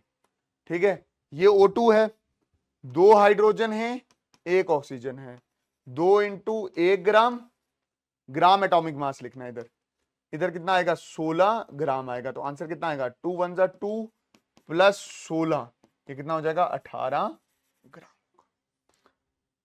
बढ़िया है। अब इस चार्ट को समझने की कोशिश करते हैं। देखो, 1 मोल सब्सटेंस है, 1 मोल कार्बन एटम है, 1 मोल कार्बन एटम है, 1 मोल कार्बन एटम है, 1 मोल का। इसका मतलब क्या हो गया? 6.02 into 10⁻23 atom of a carbon. यही मतलब हुआ ना? 1 मोल का तो मतलब यही होता है, इतने एटम होंगे। और 1 मोल कार्बन एटम का मास कितना हुआ? 12 gram of that carbon. 12 gram of that carbon. तो वही उसका क्या है? वही उसका क्या है? ग्राम एटॉमिक मास। इस चीज को समझो कि 1 मोल ऑफ कार्बन एटम का मतलब क्या हो गया? इतने एटम। उतने के मास को उतना मास कितना निकला था? 12 ग्राम ऑफ कार्बन निकला था, नहीं निकला था? वही उसका क्या हुआ था? ग्राम एटॉमिक मास, या इसको मोलर मास ऑफ कार्बन भी बोल सकते हैं। वैसे ही 1 मोल ऑफ हाइड्रोजन एटम, एक मोल ऑफ हाइड्रोजन एटम, कितने एटम होंगे? 6.022 इंटू 10⁻23 एटम ऑफ हाइड्रोजन। और वही क्या है? 1 gram of hydrogen atom. 1 gram of hydrogen atom निकला था, और वही उसका क्या था? ग्राम एटॉमिक मास। ग्राम एटॉमिक मास, ठीक है, या मोलर मास ऑफ हाइड्रोजन।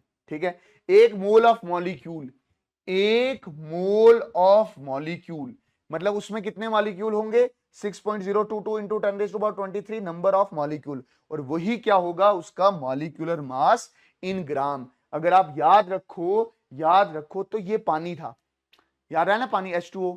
इसका जब आपने मॉलिक्यूलर मास निकाला था कितना आया था? 18 U आया था। जब आपने ग्राम मॉलिक्यूलर मास निकाला तो वो कितना आया? 18 ग्राम। क्योंकि आपने एटम्स कितने या मॉलिक्यूल्स कितने लिए हुए? 1 मोल। ये चीज समझो कि भाई साहब, 1 मोल जब आप लेते हो उसमें इतने एटम्स और इतने मॉलिक्यूल आते हैं, और जब वो लेके आप उसका मास निकाल रहे होते हो, वो कहीं ना कहीं उसका ग्राम एटॉमिक मास या ग्राम मॉलिक्यूलर मास आ रहा होता। बढ़िया। एक चीज और समझना, देखो लास्ट टॉपिक है, ध्यान इधर रखना। कभी भी कोई रिएक्शन होती है, रिएक्शन मतलब जैसे वुड को आग लग गई तो ऐश हो गया, ये केमिकल रिएक्शन हुई है। ठीक है। दूध कर्ड में कन्वर्ट हो गया, चावल पक गए, आयरन को रस लग गया, इसको बोलते हैं केमिकल रिएक्शन। ये जो केमिकल रिएक्शंस चलती हैं या ये जो केमिकल चेंज चलता है, इसको कुछ लॉ गवर्न करता है। वो बेसिक लॉज हैं। जैसे फॉर एग्जांपल, आप क्रिकेट खेलना पसंद है आपको, बट उसके लॉज पता ना हो, क्या खेलने में कुछ मजा आएगा? नहीं ना आएगा मजा। हम्म। इसलिए ये केमिकल चेंज हुआ, ये केमिकल रिएक्शन हुई। अब इसके बीच में आपको कुछ लॉज पढ़ने पड़ेंगे। वो 2 लॉ हैं, बेसिक लॉ हैं, आपने थोड़े से समझने। एक है लॉ ऑफ केमिकल कॉम्बिनेशन, मतलब लॉ ऑफ केमिकल कॉम्बिनेशन है, इसमें 2 लॉ आएंगे। एक है law of conservation of mass, एक है law of constant proportion. Law of chemical combination क्या है? This law was established after the experiment by the Lavoisier and Joseph Proust. मतलब लॉ ऑफ केमिकल कॉम्बिनेशन किसने दिए? लवाइसर और प्रोस्ट ने। ठीक है। The chemical reaction between 2 or more substance give rise to the product which is governed by the certain laws called laws of chemical reaction। बोलता है जब कभी भी कोई भी केमिकल रिएक्शन होती है, जब एटम कंबाइन होके नए प्रोडक्ट्स देते हैं। जैसे मैं आपको एक एग्जांपल देता हूं कि भाई साहब, H2 ये रिएक्ट किया ऑक्सीजन के साथ और हमें क्या दिया? वाटर दिया। तो ये केमिकल रिएक्शन है, ये एक केमिकल रिएक्शन है। बचपन में एक रिएक्शन आपने पढ़ी थी, ग्लूकोज C6H12O6 ऑक्सीजन के साथ मिला तो हमें कार्बन डाइऑक्साइड प्लस वाटर दिया। ठीक है, ये जब केमिकल रिएक्शन चलती हैं तो ये ऑन द बेसिस ऑफ कुछ लॉज चलती हैं, जिसको आप बोलते हो chemical combinations, laws of chemical combination. और इसके दो लॉ हैं, लॉ ऑफ केमिकल कॉम्बिनेशन के दो लॉ हैं। अब लास्ट टॉपिक, दो लॉज ही बचे। उससे पहले आप ये याद रखना, जो इस साइड लिखे जाते हैं इसको बोलते हैं रिएक्टेंट, ठीक है, और जो इस साइड लिखे जाते हैं इनको क्या बोला जाता है, product. This is reactant, this is product. ठीक है, आई बात समझ। पहला law, law of conservation of mass, ये क्या कहता है, बोलता है ड्यूरिंग द केमिकल रिएक्शन जितना रिएक्टेंट का मास होगा उतना प्रोडक्ट का मास बनेगा। During the chemical reaction the total mass of reactant will be equal to the total mass of the product. के भाई साहब, एक केमिकल रिएक्शन के दौरान जितना रिएक्टेंट होगा उतना प्रोडक्ट बनेगा। मतलब अगर इस साइड 100 kg है तो इस साइड भी 100 kg होगा। बिल्कुल बेसिक है, बिल्कुल बेसिक है। Mass can neither be created nor be destroy in a chemical reaction. आई बात समझ? हाँ सर, जितना रिएक्टेंट उतना प्रोडक्ट, ना नया मास कहीं से आएगा ना पुराना मास बनेगा। ठीक है, A reactant plus B reactant gives A B product. Mass of A plus mass of B is equal to mass of A B. जितना रिएक्टेंट बना, जितना रिएक्टेंट है उतना ही प्रोडक्ट होगा। अब देखो, मान के चलो H2 2 H2 2, देखो H2 और ये O2 है ना रिएक्टेंट, फिर ये जुड़ा तो बना पानी H2O। अब देखो कितने हाइड्रोजन है इस साइड, 4, इस साइड कितने, 2 और 2 4। कितने ऑक्सीजन है इस साइड, 2। इस साइड कितने ऑक्सीजन है, 1 और 1 2। कितने ऑक्सीजन है, इस साइड भी 2 उस साइड भी 2। जितना इस साइड वजन उतना उस साइड वजन, जितने इस साइड आइटम उतने उस साइड आइटम, जितने आइटम होंगे उतना इधर का वजन, उधर का वजन क्या होगा, बराबर होगा। सेकंड लॉ है जो प्रोस्ट ने दिया है, जोसेफ प्रोस्ट ने दिया है। सुनो मेरी बात, ये बोल रहा है कोई भी केमिकल रिएक्शन है, कोई भी केमिकल रिएक्शन है, उसमें मॉलिक्यूल जुड़ते हैं और नए मॉलिक्यूल बनते हैं। ठीक है, और वो जो नए मॉलिक्यूल बनेंगे ना, उसमें जो एटम्स रहते हैं वो फिक्स्ड रहते हैं। क्या बोल रहा है, in a chemical reaction compound always contain the same element present in a definite proportion by mass irrespective of their source. बोल रहा है कोई भी केमिकल रिएक्शन हुई, जैसे ये मेरे पास H2 प्लस O2 जुड़ा तो क्या बना, H2O बना। ठीक है, ये पानी बना। पानी जब कभी भी जिस मर्जी केमिकल रिएक्शन में बनेगा, आप देखोगे तो पानी का फॉर्मूला क्या लिखा जाएगा, H2O। मतलब पानी जहां मर्जी से निकले, रशिया से, फ्रांस से, जापान से, जुपिटर से, अर्थ से, सन से, उसका फॉर्मूला सेम ही होगा। उसमें हमेशा 2 हाइड्रोजन होंगे, 1 ऑक्सीजन होगा। मास कितना होता है हाइड्रोजन का, 1 ग्राम। ऑक्सीजन का कितना होता है, 16 ग्राम। तो 2 1 2 अपॉन 16, तो हाँ ग्राम और ग्राम, ग्राम ग्राम तो कैंसिल हो जाएगा, 2 आंसर कितना आएगा, 1:8। 2 1 2 2 8 16। तो वाटर में एक हिस्सा हाइड्रोजन का होगा, 8 हिस्से ऑक्सीजन के होंगे बाय मास। या मैं सिंपल लैंग्वेज में बोलूं, पानी का फॉर्मूला हमारे पास फिक्स्ड है, कांस्टेंट है, इसलिए इसको क्या बोलते हैं, लॉ ऑफ कांस्टेंट प्रोपोर्शन। बहुत दिल से, बहुत अच्छे से मैंने आपको ये चैप्टर पढ़ाया है। सर यहां पे हाइड्रोजन 2 है, यहां पे हाइड्रोजन 2 है, यहां पे ऑक्सीजन 1 है, यहां पे ऑक्सीजन कितने हैं, सर जी 2 हैं। तो कुछ नहीं करो, क्यों टेंशन ले रहे हो, क्यों टेंशन ले रहे हो, आप यहां पे हाइड्रोजन 2 कर दो, 2 हाइड्रोजन। और अगर आप ध्यान से देखो हाइड्रोजन 2 और 2 4 हो गए सर, तो यहां हाइड्रोजन 2 ही है, तो यहां पे पानी के 2 मॉलिक्यूल कर दो। हाइड्रोजन 2 और 2 कितने हो गए 4, 2 और 2 कितने हो गए 4, हाइड्रोजन 4, हाइड्रोजन 4, ऑक्सीजन कितने हैं 2, ऑक्सीजन कितने, एक इधर का एक इधर का। तो पहला लॉ क्या कहता था, इधर के एटम और उधर के एटम बराबर होंगे, कर दिए बराबर। और दूसरा लॉ ये बोलता है अगर पानी बनेगा ना तो पानी में जितने भी एटम होंगे ना वो हमेशा फिक्स होंगे, जहां मर्जी से पानी लो 2 हाइड्रोजन होंगे 1 ऑक्सीजन होगा।